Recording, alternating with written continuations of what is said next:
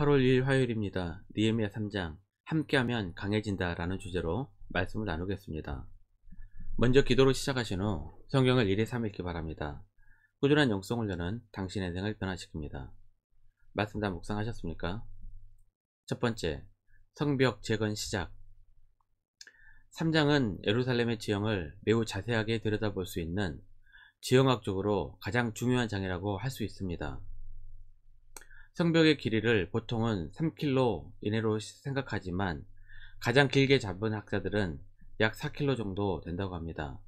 예루살렘을 둘러싸고 있는 성벽은 바벨론 포로로 잡혀갔을 때 무너지고 불에 탔습니다. 아마도 1차 기한자들이 성전 재건뿐만 아니라 성벽 재건에도 힘을 썼던 것 같은데 방해로 인해 성벽은 무너진 채 방치되어 있었습니다. 느헤미야는 무너진 채 방치된 성벽 때문에 이방 민족에게 약탈을 당하고 고통을 받고 있는 예루살렘으로 돌아와 성벽 재건에 힘을 씁니다. 1절입니다. 그때 대제사장 엘리야십이 그의 형제 제사장들과 함께 일어나 양문을 건축하여 성별하고 문짝을 달고 또 성벽을 건축하여 한메아 망대에서부터 하나넬 망대까지 성별하였고, 3장에서는 성벽 재건에 참여한 사람들의 목록이 나열됩니다. 그리고 성벽 재건은 10개의 성문 중 양문을 중심으로 해서 반씩의 방향으로 설명을 하고 있습니다.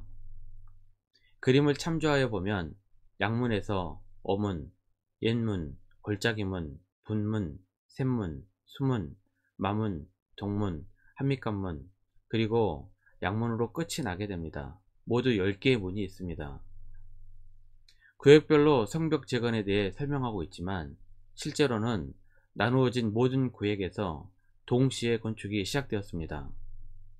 40명의 구간별 담당자들이 감독하여 동시에 건축을 함으로써 공사기간을 획기적으로 줄였습니다. 약 140년 동안 재건되지 못했던 성벽 재건이 느헤미야의 지도하에 52일밖에 걸리지 않았습니다. 3장은 40개의 구역으로 나누어 공사를 하는 사람들의 목록이 나열되어 있는데 그것을 설명하는 것은 큰 의미가 없어 보입니다. 여기서는 성벽 재건에 있어서 좀 특이한 점이라든지 아니면 배워야 할 점을 중심으로 말씀을 나누겠습니다. 두 번째, 명분 앞에 반대자도 어쩔 수 없다. 1절입니다.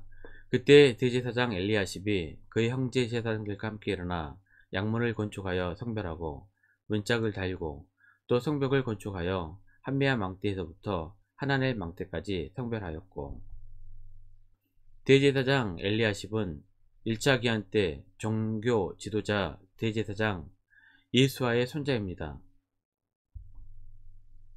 느헤미야 12장 10절입니다. 예수아는 요아킴을 낳고 요아킴은 엘리야십을 낳고 엘리야십은 요야다를 낳고, 후일 엘리야십의 손자가 성벽 재건을 노골적으로 방해했던 사마리아 총독 산발랏의 딸과 혼인을 하게 됩니다. 느헤미야 13장 28절입니다. 대제사장 엘리야십의 손자 요야다의 아들 하나가 호론 사람 산발랏의 사이가 되었으므로 내가 쫓아내어 나를 떠나게 하였느니라. 뿐만 아니라 그 손자가 산발랏의 신하였던 도비아에게 성전의 방을 만들어 줍니다. 느헤미야 13장 4절입니다. 이전에 우리 하나님의 전의 방을 맡은 제사장 엘리야십이 도비아와 연락이 있었으므로, 이것을 보면 제사장 엘리야십의 가문이 성벽 재건의 방해자들과 내통하고 있었을 가능성을 배제할 수 없습니다. 그런데도 하나님께서는 이러한 자의 가문도 예루살렘 성벽 재건에 사용하신 것입니다. 아무리 반대자라고 하더라도 더 큰 하나님의 명분 앞에 순종할 수밖에 없었습니다. 그렇지 않으면 그 누구도 대제사장으로 인정하지 않게 될 것입니다.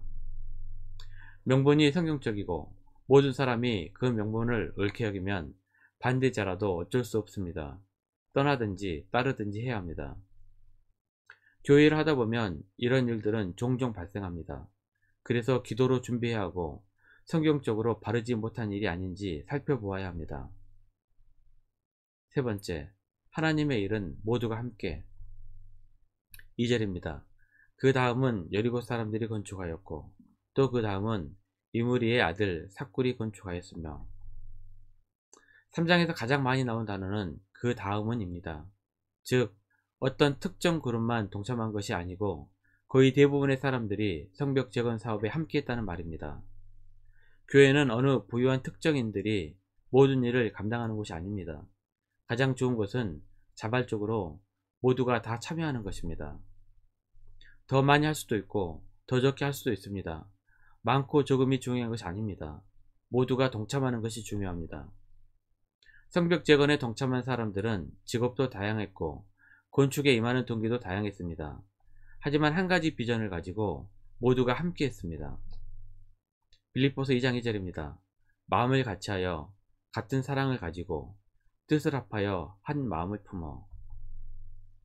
교회는 한 마음으로 모두가 함께 복음의 사역을 위해 달려가는 곳입니다. 빌립보서 1장 27절입니다. 오직 너희는 그리스도의 복음에 합당하게 생활하라. 이는 내가 너희에게 가보나 떠나 있으나 너희가 한 마음으로 서서 한 뜻으로 복음의 신앙을 위하여 협력하는 것과. 말씀 요약합니다. 첫 번째, 명분이 성경적이며 대다수가 옳다고 여기면 거기에 협력하고 따라야 합니다. 두 번째, 모든 성도가 한 마음으로 함께 복음을 위해 달려갈 때 하나님께서 교회를 부흥케 하실 것입니다. 1년 성경 읽독 주간 계획입니다. 오늘 화요일 이사야 23장에서 25장까지 말씀 천천히 묵상하십시오. 8월 중보 기도 제목입니다. 5가지 기도 제목을 충분히 기도하시고 교회와 개인을 위해서 기도하시기 바랍니다. 가정에서 기도하시기 힘드신 분들은 교회 나오셔서 주중 기도의 시간을 이용하시면 됩니다. 주중 기도회는 새벽 6시부터 밤 10시까지입니다. 편하신 시간에 정기적으로 나와서 충분히 기도하시기 바랍니다. 하루 30분씩 최선을 다하시기 바랍니다. 그러면 여러분의 삶이 변화될 것입니다. 영상을 다 보신 분들은 확인 문자를 보내시거나 유튜브에 댓글로 달아주시면 정기적인 영성 훈련에 도움이 될 것입니다. 오늘 하루도 승리하시기를 기도합니다.